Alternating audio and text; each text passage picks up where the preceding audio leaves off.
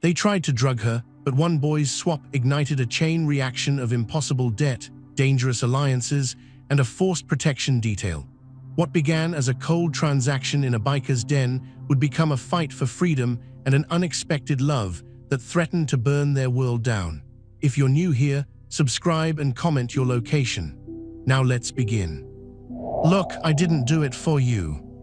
The words were out of Daniel's mouth before he could stop them, harsh and brittle, aimed at the girl slumped in the leather passenger seat of his rusted-out sedan. Stella, the president's daughter, the biker princess. She turned her head, the neon signs from the passing strip clubs and bars painting her pale face in streaks of garish color. Her eyes, a startlingly clear blue even through the haze of the drug that wasn't in her system, held a confusion that was quickly hardening into something else.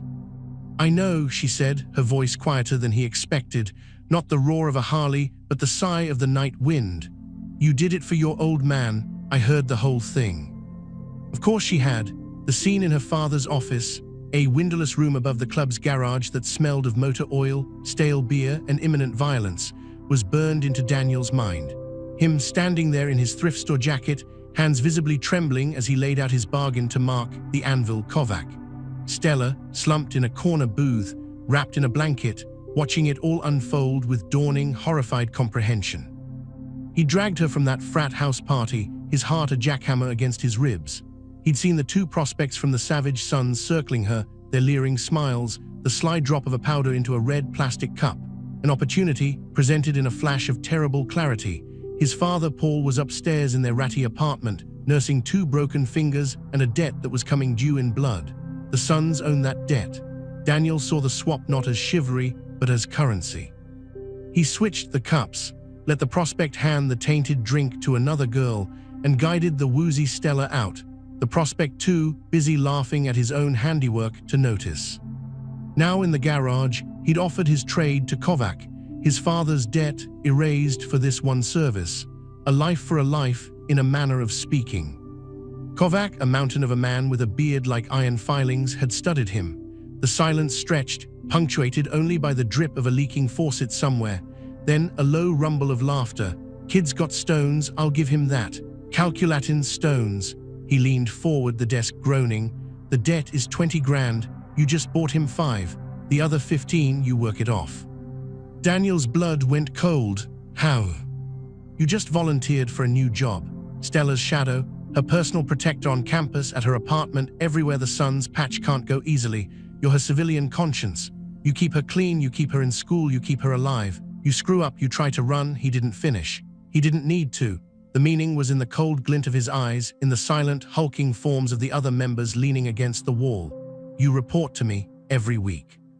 And just like that, Daniel's desperate gamble had traded one cage for another, a longer sentence with a far more complicated warden. Stella broke the silence in the car. "Pull over." "What?" "Just pull over, Daniel. I'm gonna be sick." He swerved to the curb. She stumbled out, not to vomit, but to lean against a chain-link fence, drawing in deep, shaky breaths of the city air. He got out too, standing awkwardly a few feet away. "This is insane," she whispered, more to the night than to him. "You're my what? My babysitter, my prisoner guard." "Something like that," he muttered, the resentment a bitter taste in his mouth. His freedom, his last year of college, his future, all mortgaged because his father couldn't stay away from the high-stakes poker games in the son's back room. "Look, let's just get this clear. I don't want to be here. You don't want me here. We'll stay out of each other's way as much as possible. I'll follow the rules, you pretend I'm invisible, and maybe your dad calls it even sooner." She turned to him, and in the sodium vapor light, he saw not a biker princess, but a girl just as trapped as he was.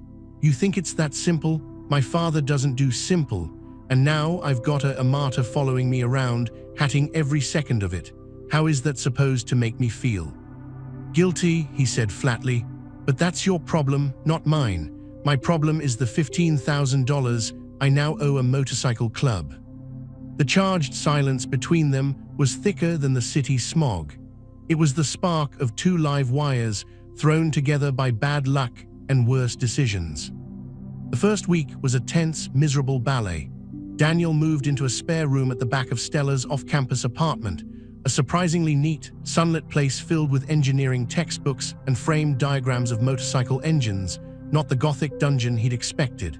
He drove her to classes at the university, sitting a few rows behind her in lectures on thermodynamics, feeling utterly alien. He waited outside the library, the gym, the coffee shop. He was a ghost in her life, a scowling, resentful specter. The light-hearted moments came unexpectedly, born of sheer awkwardness. Like the time he tried to make himself scarce while she was studying, opting to fix her persistently dripping kitchen faucet with the sheer force of will and a wrench he found under the sink. He succeeded only in shearing the valve clean off, resulting in a geyser of cold water that drenched them both. For a moment, standing there in the soaking spray, they just stared at each other. Then a laugh burst out of Stella, a genuine, unguarded sound that transformed her face. Daniel, against his will, felt the corner of his own mouth twitch. "Civilian conscience, huh?" she gasped, wiping water from her eyes. "Maybe stick to the moral guidance and leave the plumbing to professionals." Or the time at a diner, when an overly persistent frat boy from the very party where this all started slid into their booth, ignoring Daniel completely, and started laying on the charm for Stella. Daniel, without looking up from his textbook, simply said in a deadpan voice, "She's allergic to bullshit, causes hives, you might want to back up." The guy left sputtering. Stella kicked him under the table, but she was hiding a smile behind her menu. But the chemistry was always there, simmering beneath the surface, a 18+ tension that was all the more potent for being unacknowledged. It was in the way their hands would almost brush when he passed her a helmet before a rare, sanctioned ride on the back of his bike, a modest Honda, not a Harley, a fact the sons found endlessly amusing. It was in the charged silence that fell in the car after dark, the city lights streaking across the windshield, when the transactional nature of their relationship felt flimsy and thin. It was in the way he'd catch himself watching her, not as an assignment, but as a person, the intense focus she had when she worked on an engine model, the way she bit her lip in concentration, the stray curl that always escaped her ponytail. He'd force himself to look away, the resentment flaring anew. "Don't. She's the prize you paid for, nothing more." The conflict escalated during a club function, a barbecue at the clubhouse.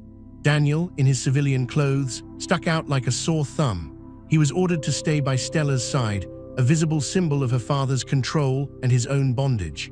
He saw the way some of the younger members looked at him, with contempt, with jealousy, as an outsider who'd gotten too close to the heart of the club. James, a lieutenant with a serpent tattoo coiling up his neck, sidled up to him by the beer keg. "How's the help treating you, college boy? Getting a taste for the good life, or you still counting the days?"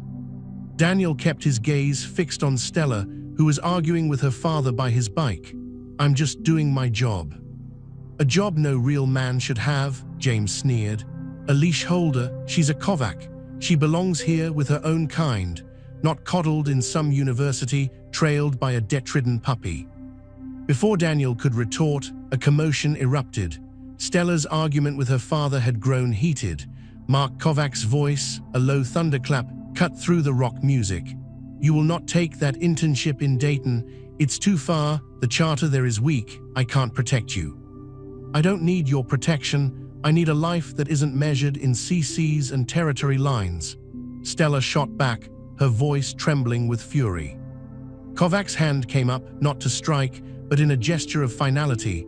It was a king's decree. "The discussion is over, your protector will ensure you remember where you belong." All eyes swung to Daniel. The ride back to the apartment was glacial. Stella radiated a fury so intense Daniel could feel it from the driver's seat. The moment they were inside, she whirled on him. "Are you going to ensure it, Daniel? Gonna tattle to daddy if I apply? Gonna drag me back by my hair if I try to leave?" He finally snapped. Weeks of bottled-up rage and helplessness boiled over. "What do you want from me, Stella? You think I want this? You think I enjoy being the jailer for a prison I'm stuck in too? Your father's empire isn't going anywhere. He's not giving it up for you or for me or for anyone. We're both just collateral." His voice cracked on the last word, the raw emotion startling them both. She stepped closer, her blue eyes blazing. "Then why do you stay? Why don't you just run?" "Because they'll kill my father," he shouted, the truth tearing out of him. "And then they'll probably come for me, and maybe even for you just to prove a point. This isn't a game, Stella. This is the life your father built, and we're both trapped in the foundation." They were inches apart now, breathing heavily, the air between them electric with shared fury and desperation. His eyes dropped to her lips. Hers searched his face, seeing past the resentment to the fear beneath. The charged moment stretched, a precipice. Then she swayed back, turning away to hide the tears of frustration in her eyes. The moment passed, but the charge remained, deepened, transformed. The turning point came on a rain-lashed Tuesday. Daniel got a call from one of his father's few remaining sober friends. Paul had fallen off the wagon, hard, and was in a dive bar across town, loudly complaining about the savage sons and the vigilante justice of his own son. It was a suicide note spoken aloud. Daniel didn't think, he just ran. He didn't tell Stella, didn't call Kovac. He broke the protocol, driven by a son's desperate, foolish love. The bar was a pit, and there was his father, slurring and shouting, with two of James's crew closing in on him, their smiles cruel. Daniel stepped between them, his heart hammering. "He's coming with me, he's drunk, he doesn't know what he's saying." "Too late, college boy," one of them growled. "Disrespect has a price. Maybe we take it out of him, maybe we take it out of you. Kovac said you were her protector, didn't say nothing about you Bane protected." A shove, a flash of metal. Daniel fought with a frantic, untrained fury, but there were two of them. A fist connected with his jaw, and the world spun. As he fell, he saw the pool cue swinging towards his father's head. The door crashed open. "Back off!" Stella's voice, sharp as a gunshot, cut through the bar's gloom. She stood there, soaked from the rain, looking not like a princess, but like an avenging angel. And she wasn't alone. Behind her stood David, the club's enforcer and the only member who'd ever given Daniel a grudging nod of respect. David's presence was a silent, massive threat. James's men froze. "Stella, this ain't your..." "It is my business." She strode forward, ignoring the weapon in the man's hand, placing herself squarely between them and a dazed Daniel. "You touch him, you touch my property, my father's investment. You think he'll be happy you damaged it over this drunk?" She jerked her head at Paul. "Get out, now." The authority in her voice was pure Mark Kovac. The men hesitated, looked at David's impassive face, and slunk away. Later, in the urgent care clinic, as a nurse stitched the cut above Daniel's eyebrow, Stella waited silently. His father, sobered and shaking, had been taken home by David under strict orders. "Why?" Daniel asked, his voice hoarse. "Why did you come?" She wouldn't meet his eyes. "I had the tracker app on your phone still active from the clubhouse setup. I saw you go to the wrong part of town." A pause. "And because you're an idiot, a self-sacrificing idiot who still thinks this is a transaction." He looked at her then, truly looked, saw the fear still lingering in her eyes, the worry that had driven her into a dangerous bar. The last wall of resentment crumbled, not with a bang, but with a quiet, profound sigh. It was no longer a debt, it was a choice. "It's not a transaction anymore," he whispered. She finally looked at him, and in her gaze, he saw the same realization. "I know." The kiss, when it came later that night in the quiet of her apartment, was inevitable. It was not sweet or gentle. It was hungry, desperate, a claiming and a surrender all at once. It tasted of rain, blood, and the salt of shared tears. It was the final, irrevocable crossing of a line they'd been towing for weeks. His hands, careful at first, tangled in her rain-damp hair, hers gripped his jacket, pulling him closer as if to bridge the last distance between their worlds. It was charged, passionate, a silent promise that this was real, that they were real, amidst all the fabrication and force. When Daniel reported to Kovac the next week, the change was palpable. He stood straighter, his voice steadier. He gave his report, but his eyes kept drifting to Stella, who was working on a carburetor in the garage bay. Kovac noticed. The old man's gaze was like a drill. "The incident at the bar was handled," he rumbled. "But you broke protocol, boy. You acted on emotion. That's a liability." Daniel met his gaze. "I did." And Stella acted on loyalty. "Maybe the protocol needs adjusting." A dangerous silence filled the room. Then Kovac did something unexpected. He gave a slow, almost imperceptible nod. Loyalty is the only currency that never devalues in this life, he said, his eyes flicking to his daughter. The debt stands at 10, but the job description has changed. You're not just her shadow anymore, you're her anchor. And she, he sighed, a sound of grudging acceptance. She seems to be yours, see that it doesn't make you weak. In our world, it's the only thing that makes you strong. As they left the clubhouse, Stella laced her fingers with Daniel, a bold, public declaration. The sons looked on, some with disapproval, some with curiosity, a few, like David, with a faint smile. It wasn't freedom. The empire still stood, immutable and fierce. Daniel's debt was not forgiven, but the nature of his bondage had transformed completely. He was no longer a prisoner serving a sentence. He was a guardian by choice, a man bound not by fear or money, but by a love that had grown in the unlikeliest, most hostile soil. And Stella was no longer a prize to be protected, but a partner in a shared, precarious defiance. They were two souls, navigating the brutal, beautiful chaos of the world they were stuck in, finding a fragile, powerful peace in each other, a peace worth any price. The roar of the garage faded behind them, replaced by the humid whisper of the city night. Stella's hand in his felt like a live wire, a shocking, tender connection that made the reality of what just happened, the acknowledgement from the anvil himself, vibrate in Daniel's bones. They didn't speak until they were in the car, the door shutting out the world, leaving them in a bubble of stunned silence. Stella let out a breath that was half laugh, half sob. Did my father just give us his blessing? I think he just acknowledged a tactical advantage, Daniel said, but the usual cynical edge was gone from his voice. He started the engine, the familiar rumble grounding him. A stable you is a less rebellious you. I'm part of the stability plan.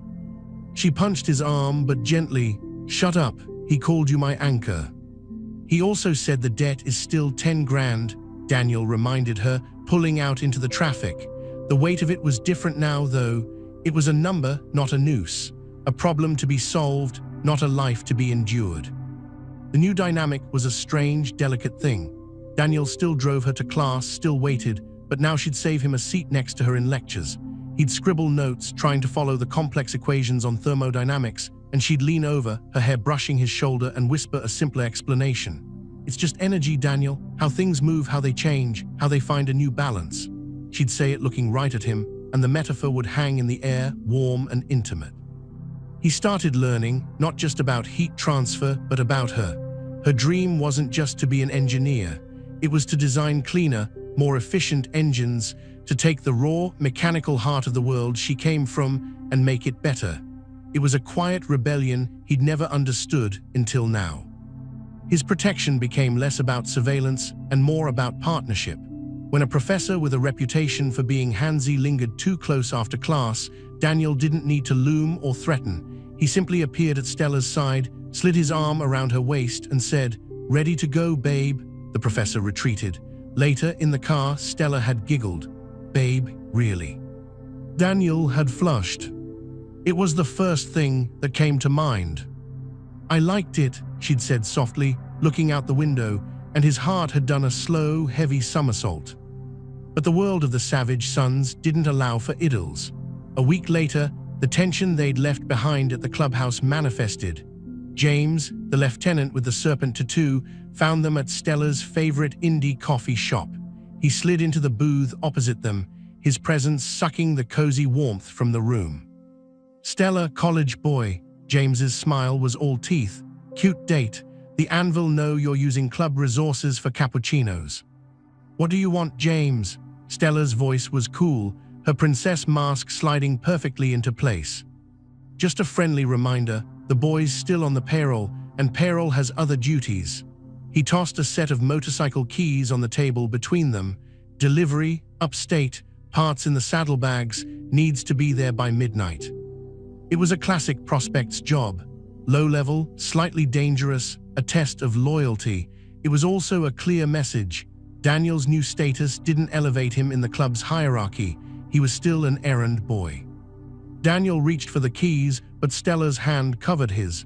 "He's with me tonight, send someone else." James's eyes glittered. "The anvil said he's your anchor, Stella, not your lapdog.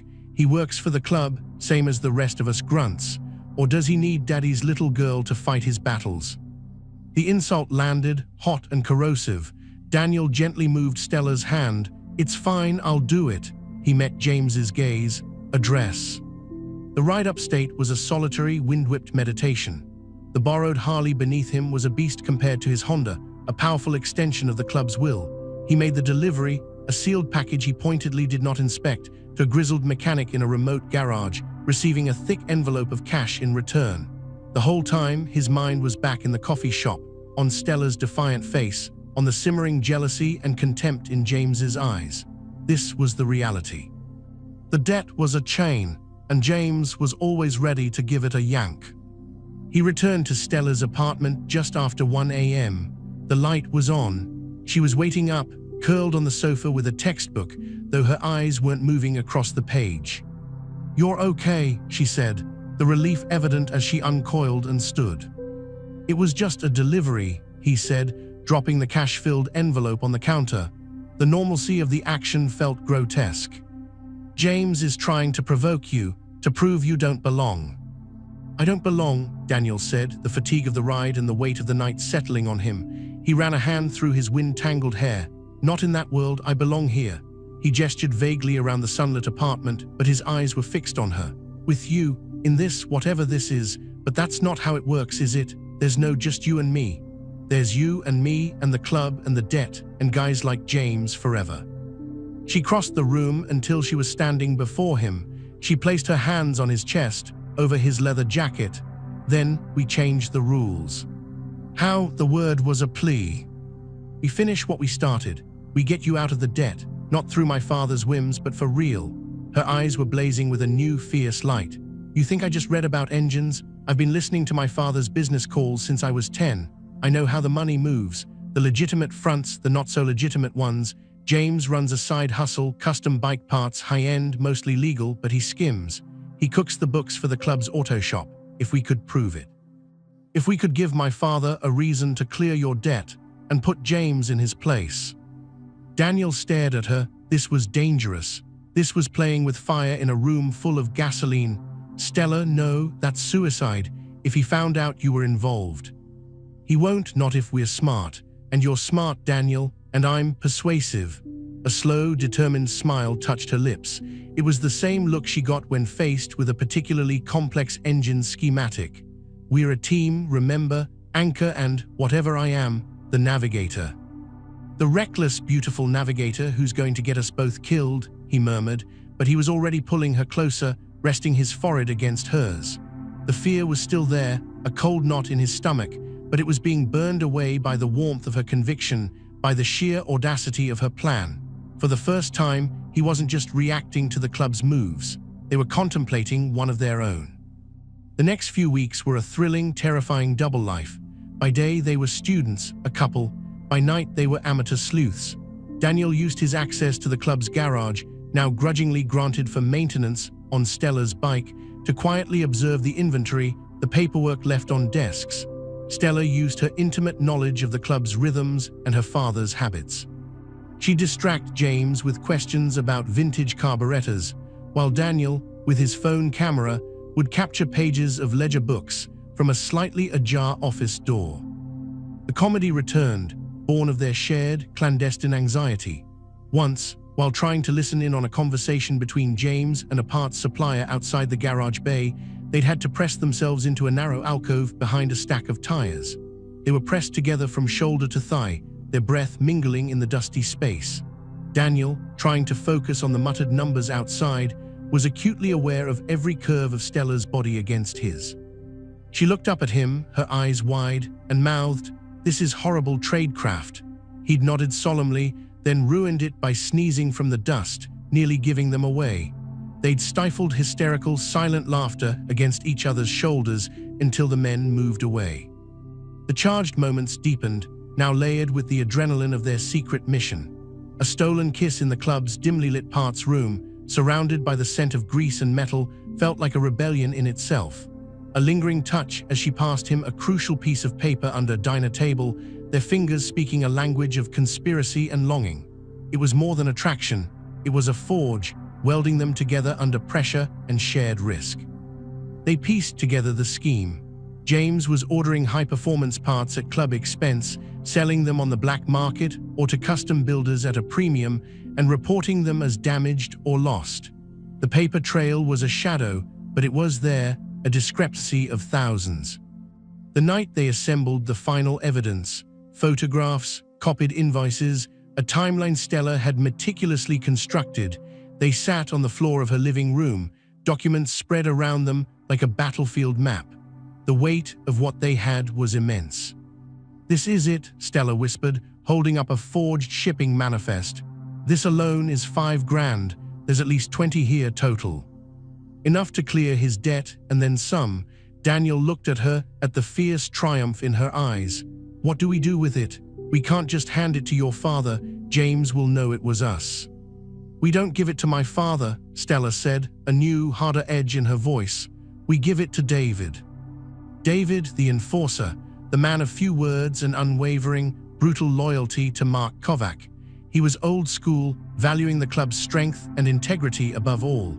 He had no love for James's flashy, conniving ways. "He'll take it straight to the top," Daniel realized, "and it won't look like a personal vendetta from us. It'll look like good housekeeping." Stella nodded.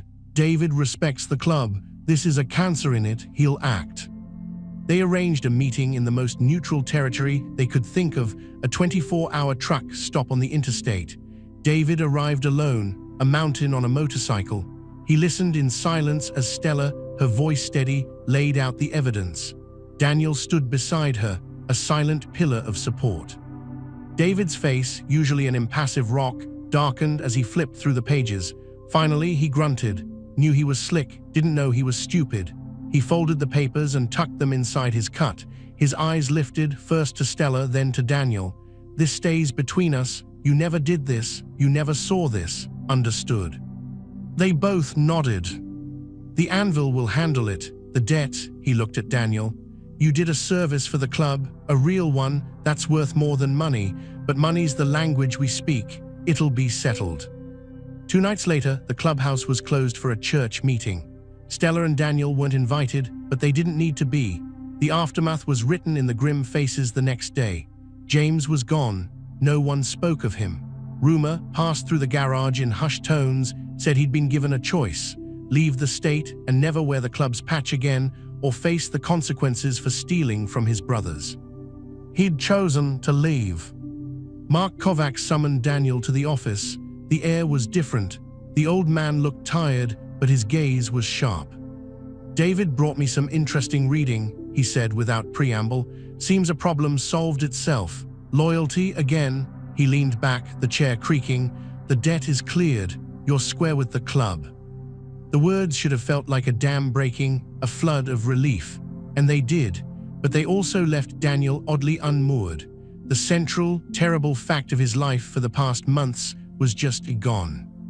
"The job, however," Kovac continued, "is not. My daughter still needs an anchor, and it seems she's grown attached to the one she has.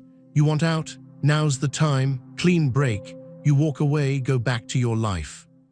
Daniel thought of his father, still fragile but trying. He thought of his own derailed degree. He thought of the quiet, predictable life he could now reclaim. Then he thought of Stella's laugh in a spray of kitchen water, her fierce whisper in a dusty alcove, the feeling of her hand in his as they faced down danger together. He thought of the chaotic, brutal, beautiful world she was a part of, a world he now understood in his bones. "Sir," Daniel said, his voice firm, "with respect, my life is here now. If Stella will have me, and if you'll allow it, the job is the only one I want." Kovac studied him for a long, long moment. Then, a faint, almost imperceptible smile touched his lips. It was the first genuine smile Daniel had ever seen from the man. "Took you long enough to figure it out. Get out of here. She's waiting." Stella was by her bike in the garage, polishing the chrome with a nervous intensity. She looked up as he approached. The question was in her eyes, huge and vulnerable. "He cleared the debt," Daniel said. She exhaled. "So you're free?" "No," he said, stepping close, taking the rag from her hand. He cupped her face, his thumb stroking her cheek. "I'm not free. I'm exactly where I choose to be. I'm yours, Stella Kovac. If you'll have a debt-free, college dropout, former errand boy with a talent for plumbing disasters. Tears welled in her eyes, but the smile that broke through was brighter than the garage lights. "I'll have you," she whispered, leaning into his touch, anchor and all. The kiss they shared then was different from all the others. It wasn't desperate or hungry or secretive. It was a promise sealed. It was a beginning, acknowledged in the very heart of the empire that had tried to break them both. Around them, the club went on, the roar of engines, the clang of tools, the low rumble of voices. The empire didn't give itself up. But within its walls, they had carved out a territory of their own, a peace forged in fire, paid for in cunning and courage, and held together by a love that had turned a transaction into a destiny. It was messy, dangerous, and absolutely theirs. And as Daniel held Stella, feeling the steady beat of her heart against his, he knew, with a certainty that felt as solid as the ground beneath him, that he wouldn't have it any other way. Thank you for living every heart-pounding moment with Daniel and Stella. Would you have made the same choice, to stay in a dangerous world for love? Let me know where you're watching from in the comments, and subscribe for more stories where a single decision changes everything.